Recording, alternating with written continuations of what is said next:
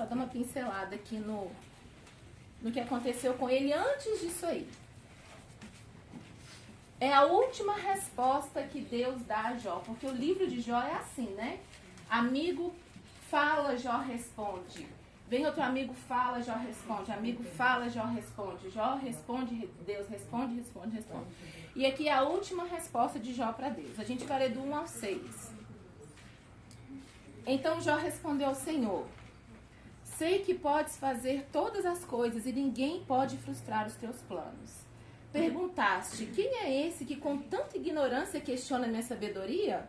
Sou eu. Falei de coisas que eu não entendia, coisas maravilhosas demais que eu não conhecia. Disseste: ouça e eu falarei. Eu lhe farei algumas perguntas e você responderá. Antes eu só te conhecia de ouvir falar, agora eu te vi com meus próprios olhos. Retiro tudo o que disse, me sinto arrependido no pó e nas cinzas.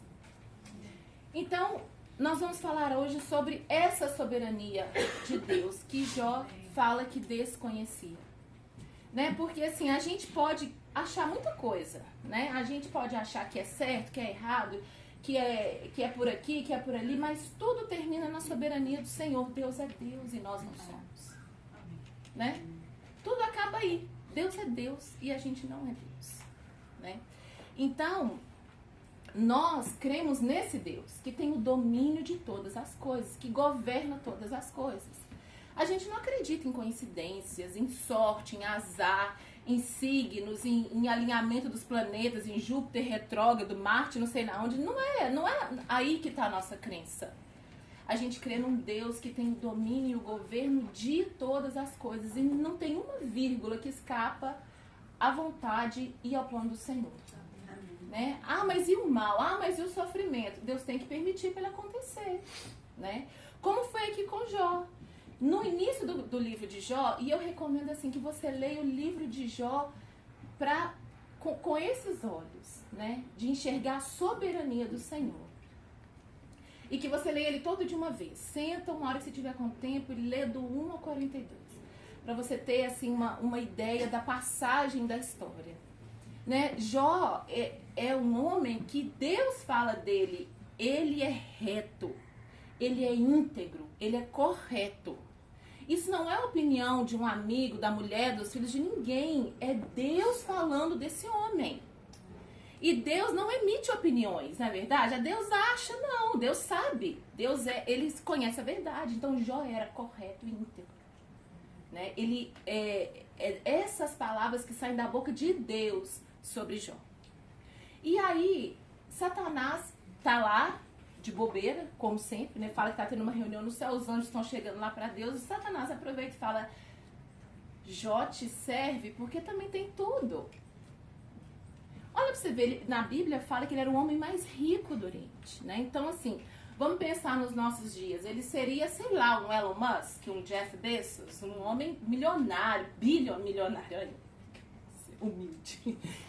Tinha dinheiro que não, né? Aqui fala das juntas de camelo, de boi, de não sei o que. Ele era o homem mais rico. Então, ou seja, ele era um homem poderoso. Ele era um homem de posses, né? Ele não estava com a vida controlada, tudo bem. Ele tinha muito mais do que ele precisava. Ele era respeitado por isso. Ele era um homem muito rico, né? Então, Satanás chega para Deus e fala: tem razão, dele ser bom assim. Você dá tudo para ele.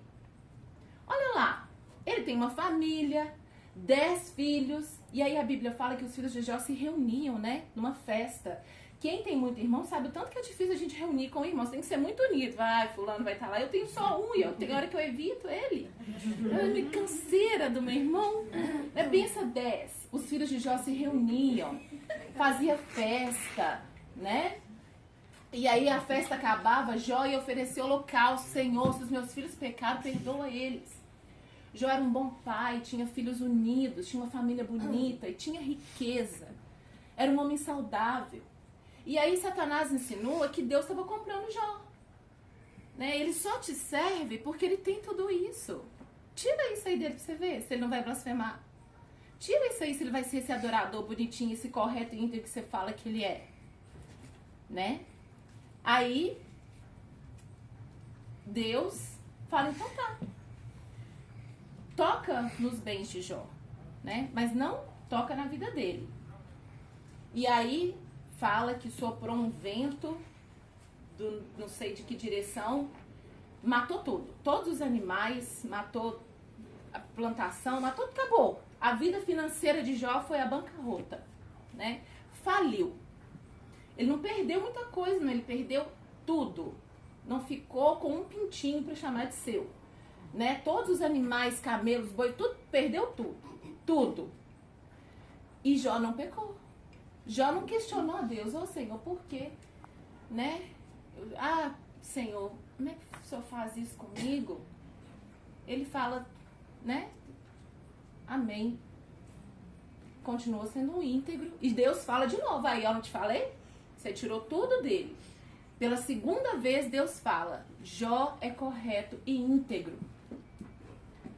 Aí, Satanás, de novo, mas a família bonita que ele tem, né? Olha só como é que ele tá abençoado. A gente não é assim? Ah, não, eu perdi o emprego, mas graças a Deus minha família tá lá em casa. Meus meninos estão com saúde, eu tô com saúde, né? A gente se agarra no que tem. Deus fala com ele, pode ir lá, toca nos filhos dele. Você vai ver se ele vai me maldizer. E ele vai. Todos os 10 filhos de Jó morrem de uma vez. Estão todos reunidos numa comemoração. A casa cai, todo mundo morre. Servo morre, criado morre, todo mundo morre. Jó ainda assim não pecou contra o Senhor. Continuou sendo correto e íntegro diante de Deus. E Deus fala, olha aí, tá vendo? Eu te falei. Não era por causa dos filhos da família que ele me servia. Você já tirou tudo dele. Acabou com a vida financeira dele. Agora acabou com a família dele. Ele continua sendo fiel. Aí Satanás de novo. Também ele tem saúde. Pele por pele. Toca na saúde dele pra você ver se ele não vai te blasfemar. Não vai blasfemar contra você. E aí Deus fala, só não toca na vida dele. E aí a Bíblia fala que ele ficou coberto de feridas da planta dos pés até o alto da cabeça. Que ele tinha feridas purulentas, cheio de pus, né? Quem já teve ferida com pus aqui, gente, um negocinho desse tamanho já é uma dor, parece que seu coração bate ali, né? Pensa da planta dos pés ao alto da cabeça. Isso depois de ter perdido tudo e a família também. Certo? E ainda assim, Jó fala, nu eu saí do ventre da minha mãe e nu eu vou voltar. O Senhor deu, o Senhor tirou. Bendito seja o nome do Senhor.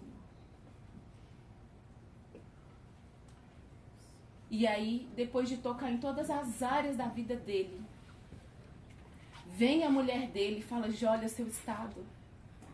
Como é que você fala isso de Deus? Amaldiçoa esse seu Deus e morre.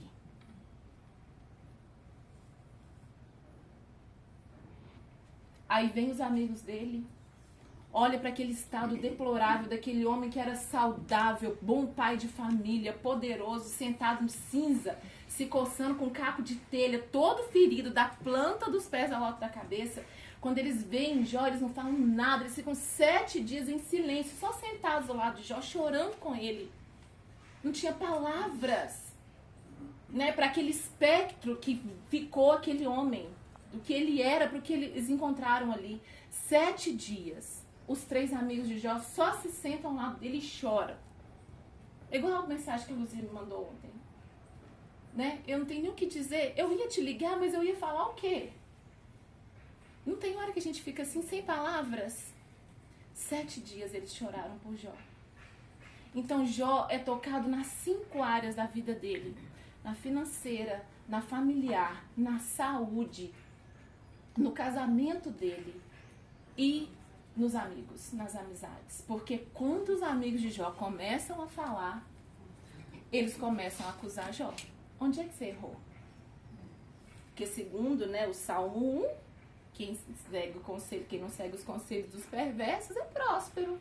Se você perdeu tudo, você não roubou, não, acusa de ladrão.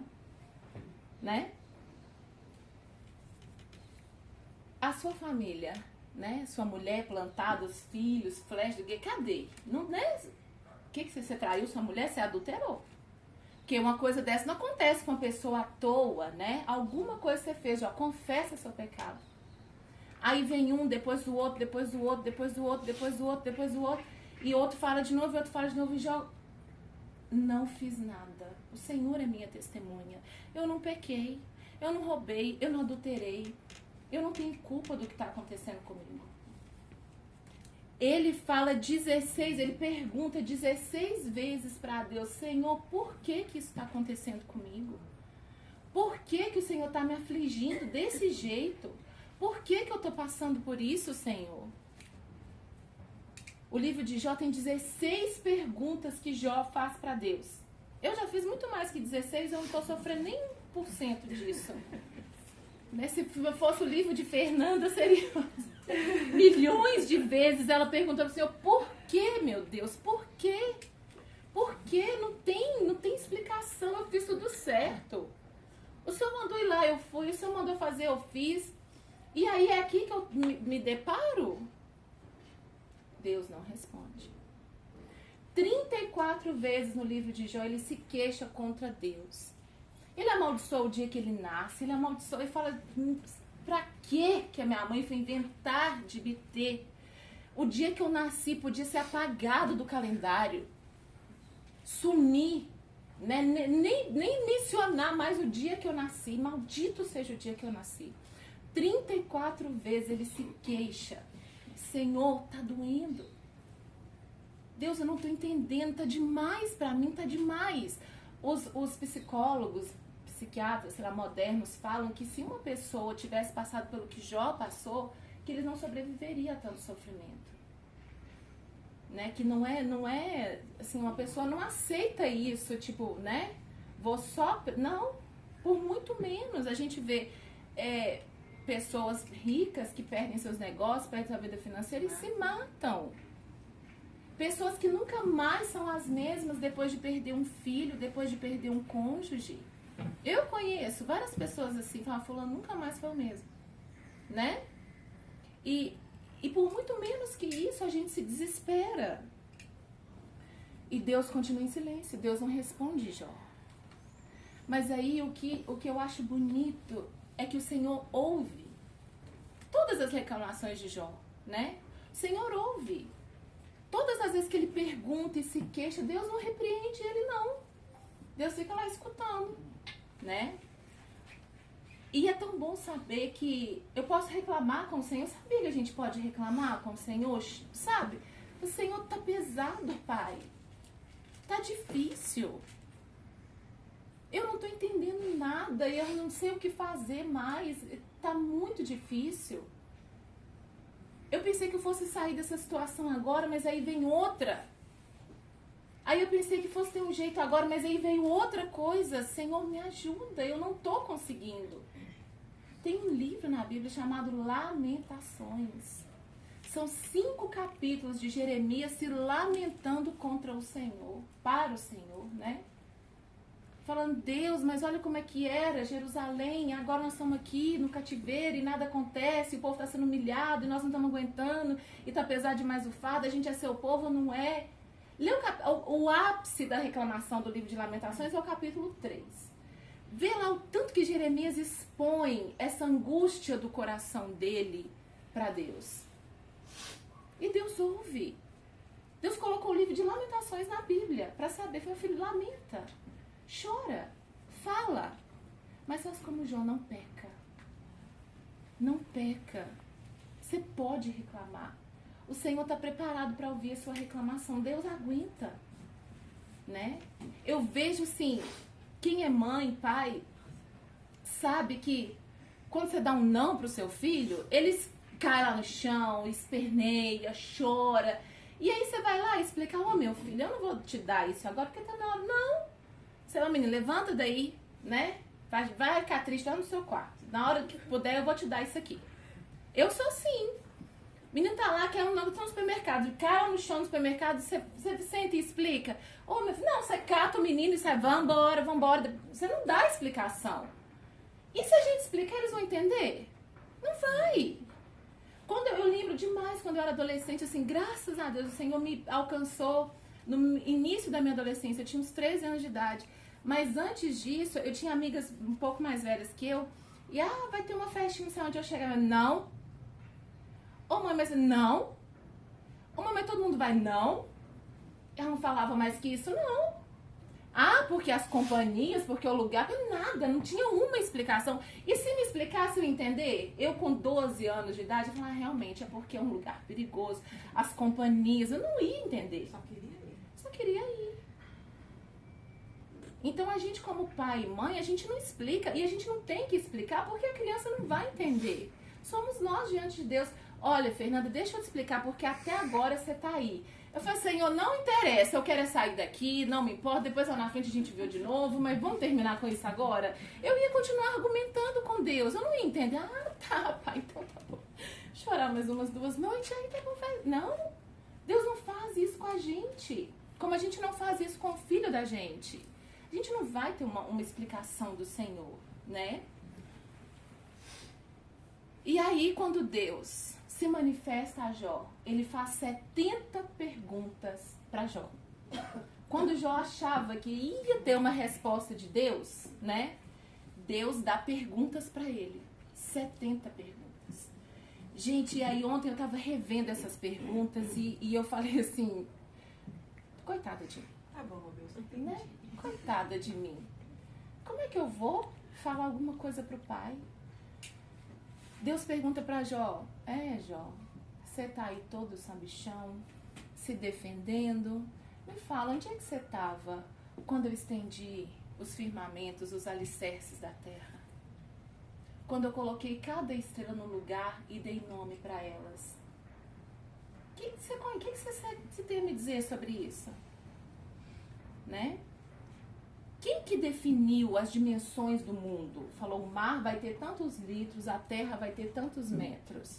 Quem que foi lá e estendeu uma trena e falou, faz desse jeito? O que você sabe sobre isso, Jó? Quem é que sustenta os alicerces do universo para que nada saia do lugar? Vocês sabiam que se a órbita da Terra fosse centímetros para um lado ou para o outro, o Sol ia queimar a gente ou a gente ia morrer de frio? Que Deus colocou a coisa lá no lugar certinho, né? Eu gosto de imaginar a Terra como um berço, não é mesmo?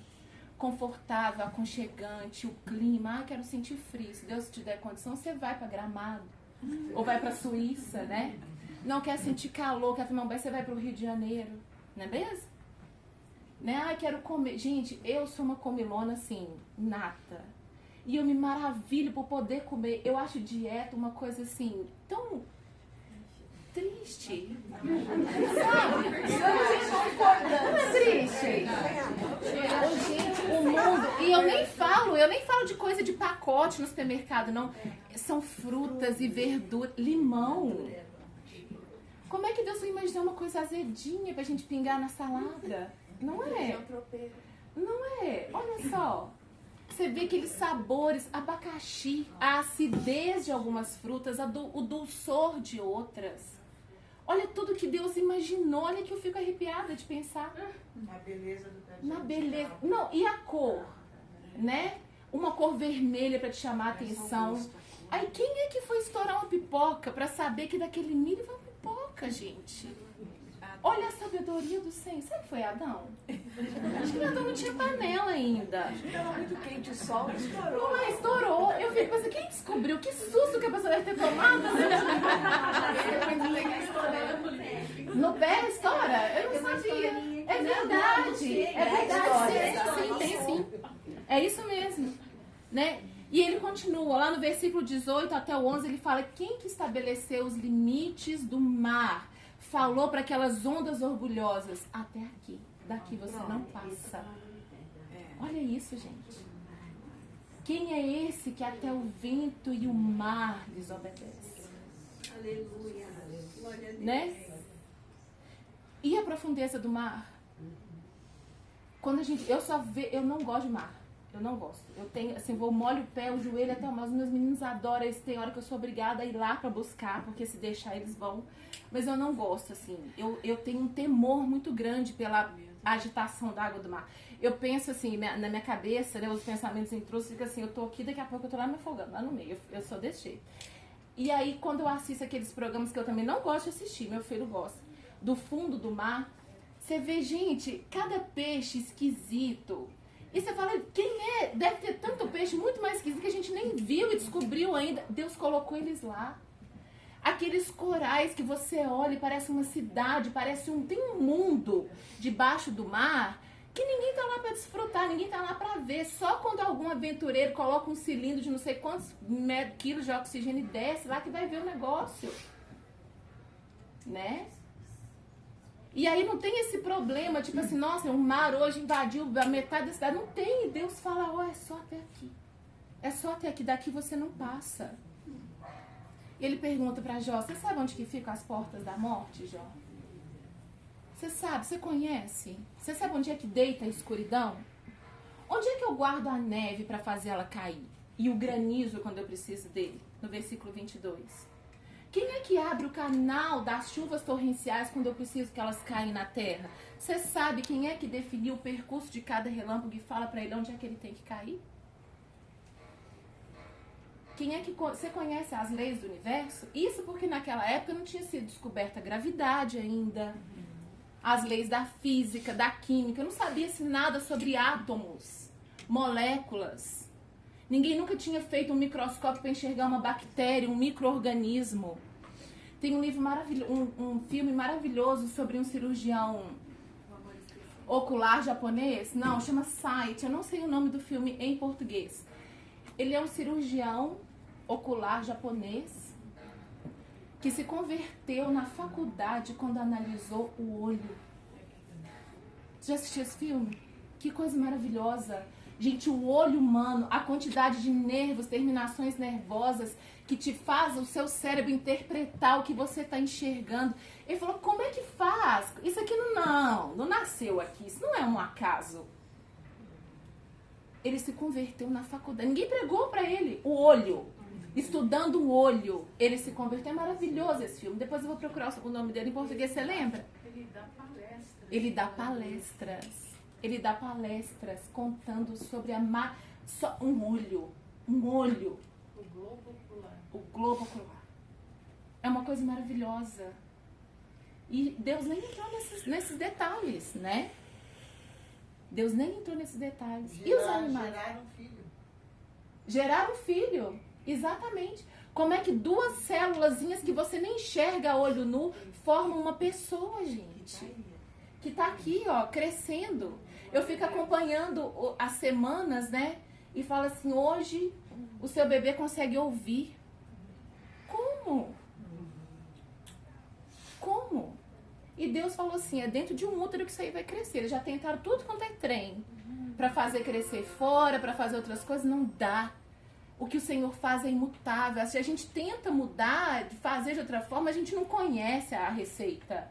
Não foi a gente que fez, né? E os animais? Ele pergunta, quem é que fala pra águia ir lá em cima fazer um ninho pra depositar seus ovos, Jó? Esses dias o João Pedro, o meu filho estava assistindo um programa sobre as tartarugas. Que as tartarugas, elas vão para uma praia depositar os seus ovos, enterram os seus ovos e voltam para o mar. E eu falo, que falou para essa tartaruga que ela tem que... Vai todo mundo junto. Uma fala, gente, vamos lá depositar os ovos? Não conversa, não fala, não... vai todo mundo. Né? O nome do filme é Manda A o Visão. WhatsApp. A Visão. É, A Visão, aqui, ó. A irmã descobriu que chama A Visão. O filme do médico... como chama? Oftalmologista. Ele falou médico ocular. E aí Deus questiona muitas outras coisas para Jó, né? São 70 perguntas que ele faz para Jó. E Jó, obviamente, ele não tinha resposta, né? E aí, o que Jó entende, e ele se depara naquele momento e muda toda a visão dele, Deus é soberano. Com quem que eu estou discutindo? Quem sou eu para falar, Deus, por que isso está acontecendo comigo? Ou até quando? Ou até agora já estava bom? Ou até ontem já bastava? Ou só mais um dia que eu aguento? A gente não sabe. A gente não sabe. Não tem como discutir com o nosso Pai. Não tem como questionar e falar, Senhor, eu não aceito. Sabe por quê? No versículo 11 do capítulo 41, o Senhor pergunta para Jó, Jó, quem me deu alguma coisa para que eu precise retribuir depois? Tudo debaixo do céu me pertence. Não é uma pergunta, né? É uma afirmação que o Senhor faz para ele. E aí a gente se imagina tão pequeno e insignificante diante de tudo que Deus fez, da sabedoria, do conhecimento insondáveis do Senhor. E fala assim, ele me escolheu. Ele olhou para mim e falou, filha, vem. Para que Deus precisa de mim? O que Deus vai fazer comigo? Para que? Ele que é dono de todas as coisas, que criou todas as coisas. Para que o Senhor precisa de mim? Quem sou eu para o Senhor? E mesmo assim ele se importou comigo. Eu sou a única beneficiada com isso. O Senhor não ganha nada em me salvar. Nada. E esse Deus que estava lá desde a criação do mundo, que a palavra do Senhor fala de Jesus, porque dele, por ele, são todas as coisas. Esse que estava lá desde o início, ele veio aqui sofrer como ele sofreu, morrer como ele morreu, por minha causa. Que amor é esse? Quem sou eu para questionar os caminhos do Senhor? Ainda que ele me matasse, eu ainda tinha que ficar saltando de alegria, porque eu sei do meu destino. E ele não é aqui na terra. Né? Quem sou eu para questionar os caminhos do Senhor? Quem sou eu para questionar os planos do Senhor? A majestade e a soberania do Senhor, elas precisam só ser reconhecidas, jamais questionadas. Deus, se aprova o Senhor me colocar aqui nesse lugar para estar passando por isso, amém. Tá bom, não tá, o que eu posso fazer? Me lamentar. Ele me deu esse direito ainda, não pode chorar, minha filha. Né? Eu entendo, eu creio que o Senhor entende, né? A palavra de Deus fala que ele se lembra, ele nos conhece e ele se lembra que nós somos pó. Ele não acha que ele está lidando com super-heróis, ele sabe da nossa estrutura, ele conhece a nossa estrutura e lembra-se que somos pó.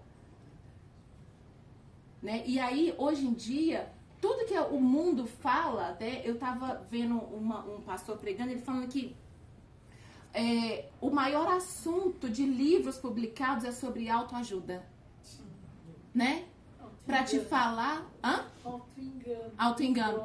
Para nos falar o quanto a gente pode, né? O quanto você é capaz, o quanto você é importante, o quanto você é tudo, que você tem isso, que você tem aquilo. Gente, a gente não pode nada. Quem somos nós diante da soberania do Senhor? Nada. O que são as nossas obras diante de Deus? Nada. Paulo fala, é como um trapo imundo. As minhas melhores obras, as minhas obras mais bonitas, que eu me orgulho mais, não são nada diante do Senhor. Nada. A gente se orgulha tanto de umas coisas tão banais, tão pequenas. O que é isso diante da majestade e soberania do nosso Deus? Alguém precisa falar pra gente. Esses dias tinha uma blogueira muito engraçada, eu tava passando assim e eu vi ela falar, minha filha, reconheça a sua desimportância. Né? Tem hora que alguém precisa vir pra gente falar o tanto que a gente não é importante. Né? A gente precisa reconhecer a nossa desimportância. Porque só assim é que a gente vai ser dependente do Senhor. Enquanto a gente achar que a gente consegue, que a gente pode, que a gente merece, a gente vai estar se afastando do Senhor. A gente vai estar se afastando do Senhor. Reconheça a sua desimportância. Não é que você vai estar passando pela tribulação, pelo vale, pela tempestade, tá? Amém. Ó, não. Chora. Chora, geme, mas nos pés do Senhor. Falo, Pai, eu me coloco debaixo da tua soberania. Porque o Senhor é soberano, o Senhor é tudo e eu sou nada. O Senhor é Deus e eu não sou.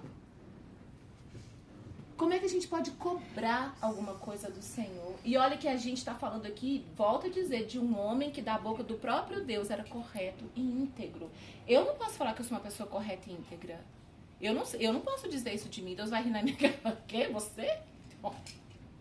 Não, eu não sou. Eu não tenho... Por isso que ontem eu parei de chorar, engoli meu choro. Falei que Jó, eu tinha acabado de ler. Falei, Jó, que era tudo isso. Ele não pode reclamar diante de Deus. Pensa aí, eu vou secar minhas lágrimas, perder tempo. Vou ficar com o olho inchado amanhã o dia inteiro pra nada. Porque quem sou eu? Né? Então, a gente precisa reconhecer que Deus, ele tem absolutamente o controle de tudo.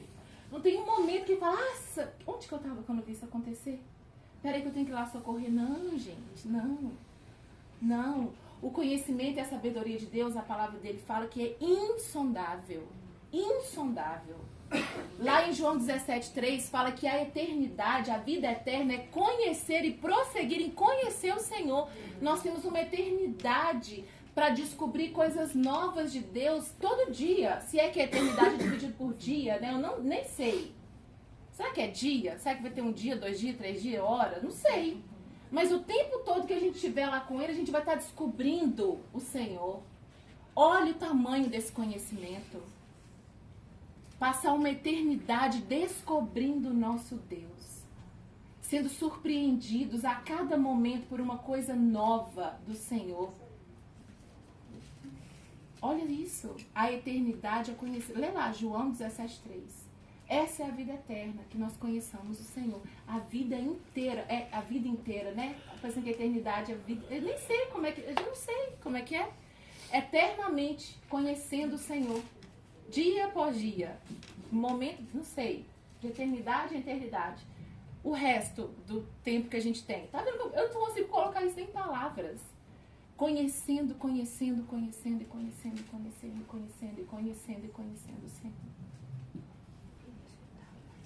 E aí, esse pedacinho que a gente leu agora no início, o Jó reconhece que ele falou sobre coisas que ele não sabia. Ele reconhece que o conhecimento de Deus dele era limitado.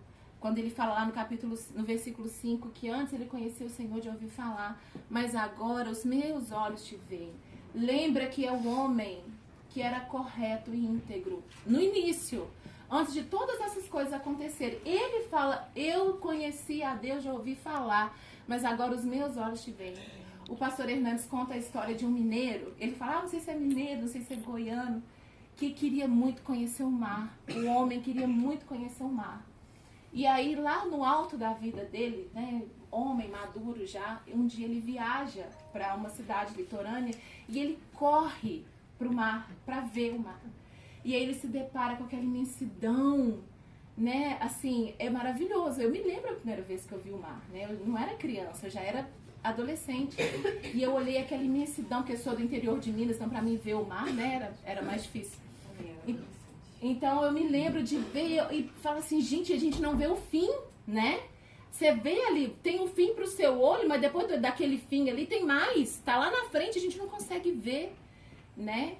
Então, ele chega lá na praia maravilhado e fala, finalmente eu conheço o mar.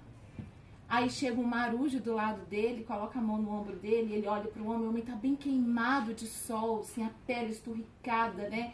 Aquela face enrugada, né? A pessoa que toma muito sol não fica assim, aquela pele escura, enrugada. Ele bate no ombro dele e fala, eu também conheço. Então, é a mesma coisa? A profundidade que um e o outro conhecia? É a mesma coisa a profundidade que Jó conhecia no início e que ele passou a conhecer no capítulo 42? Não era. Jó conhecia o Senhor como o mineiro conheceu o mar. E no final do capítulo 42, Jó conhecia o Senhor como o marujo conhecia o mar. Que ponto que nós estamos no conhecimento do Senhor? Né? Quando ele fala que ele era pecador, eu falei com ignorância, Senhor. Eu era pecador. Lembra que é o homem correto e justo lá do início, gente, se reconhece pecador. Quanto mais perto do Senhor a gente está, mais a gente se arrepende. Quanto mais longe a gente está do Senhor, mais a gente acha que a gente está bem, que a gente está merecendo, que a gente está, né, que o Senhor nos deve, que o Senhor está em dívida conosco. Quanto mais perto a gente chega, a gente se arrepende. E vê, meu Deus, eu não sabia disso. Eu não conhecia isso, Senhor. Me desculpa, eu falei na minha ignorância. Né? E aí, Quando Jó se arrepende, ele ora pelos amigos dele. Ele ora.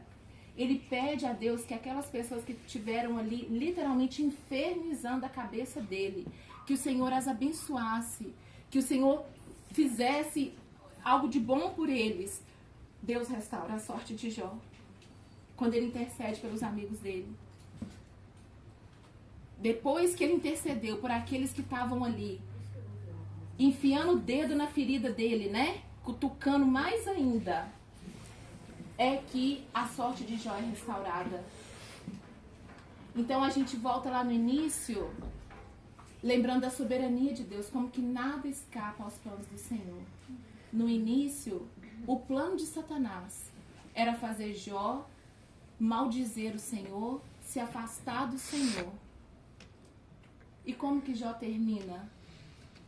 Mais perto do Senhor, mais próximo do Senhor. E a Bíblia fala que Deus restaura a sorte dele tudo em dobro. Em dobro.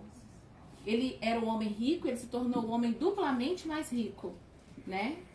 Teve mais 10 filhos, agora já tem 20 filhos, né? 10 no céu e 10 na terra. Né? Então, Deus restaura tudo na vida de Jó quando ele intercede pelos amigos.